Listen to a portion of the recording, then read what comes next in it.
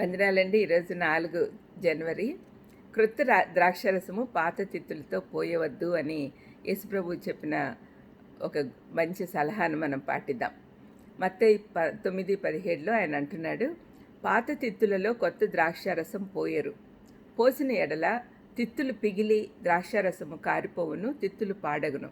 అయితే కొత్త ద్రాక్షారసము కొత్త తిత్తుల్లో పోయిదురు, అప్పుడు ఆ రెండును చెడిపోకుండునని చెప్పాను. బైబిల్ కాలంలో ద్రాక్షారసము గాజు సీసాల్లో నింపేవాళ్ళు కాదు, మేక చర్మాలతో చేసిన సంచుల్లో భద్రపరిచేవారు. కొత్త ద్రాక్షారసము పాతగిల్లి పులిసిపోతూ ఉన్నప్పుడు భద్రపరిచిన తోలు సంచులు వెడల్పు గావించబడతాయి.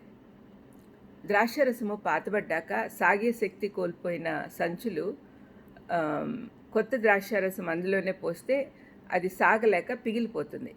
అందుకే కొత్త ద్రాక్షారసం కొత్త తిత్తుల్లోనే పోసేవారు.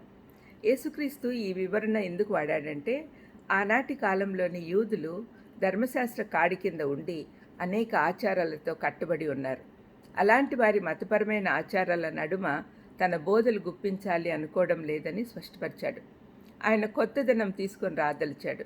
ఈ కొత్త సందేశం ఏమని చెప్తుందంటే, దేవుని కుమారుడైన యేసుక్రీస్తు ప్రజలకు పాపక్షమాపణ, దేవునితో సమాధానము కలుగజేసేందుకే ఈ లోకానికి వచ్చాడని ఇది ప్రవచనాత్మకంగా వందల సంవత్సరాల కిందమే చెప్పబడింది. అయినా వాళ్ళ గుర్తించలా. సువార్త అనే ఈ కొత్త సందేశము పాత పద్ధతులు ఆచారాలలో ఇమడలేదు కాబట్టి నూతనంగా చేయబడాలి. ఇది ఎప్పుడు కొత్తగానే ఉండి అన్ని తరాలలో అంగీకరించబడాలి. యాక్చువల్గా అదే మనం చేసేది, మనం చెయ్యాలి కూడా. మనం క్రీస్తును వెంబడించినప్పుడు కొత్త విధానంతో జీవించాలి, కొత్త దృక్పథంతో తోటి వారిని చూడాలి, కొత్త విధానాలలో పరిచర్య చేయాలని గుర్తించాలి, పాత మార్గం వదిలిపెట్టాలి. మన ఆత్మీయ క్యాలెండర్ మనం స్టార్ట్ చేసుకుంటున్నాం కాబట్టి పాత దుస్తులు వదిలేసి నూతనమైన నీతి వస్త్రం ధరించాలి. కొత్త ద్రాక్షారసము పాత తిత్తిలో పోసినప్పుడు అది పగిలిపోయే విధంగా మన పాత జీవిత విధానాన్ని కొత్త జీవితం సహించలేదు. అందుకే పాత స్వభావాన్ని సంపూర్ణంగా ప్రక్షాళన చేయాలి. కొత్తదాన్ని అణచివేయడానికి పాతవి ఎల్లవెల్ల ప్రయత్నం చేస్తూ ఉంటుంది. ఆ విధంగా జరిగినప్పుడు మనం ఎంతగా కష్టపడాల్సి వస్తుందో పౌలు మాటల్లో చూద్దాం. పౌలు రోమాపత్రిక 7:21-24 ఏమంటున్నాడంటే, మేలు చేయగోరు నాకు కీడు చేయట కలుగుచున్నదని ఒక నియమము నాకు కనపడుచున్నది. అంతరంగ పురుషుని బట్టి దేవుని ధర్మశాస్త్రంను నేను ఆనందించుచున్నాను, కానీ వేరొక నియమము నా అవయవములలో ఉన్నట్టు నాకు కనపడుచున్నది.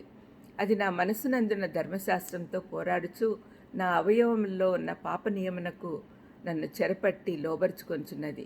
అయ్యో, నేనెంత దౌర్భాగ్యుడును అన్నాడు. మన అనుదిన జీవితంలో అంటే పాత జీవితము వదిలేయకుంటే అల్లకల్లోలమైపోతుంది.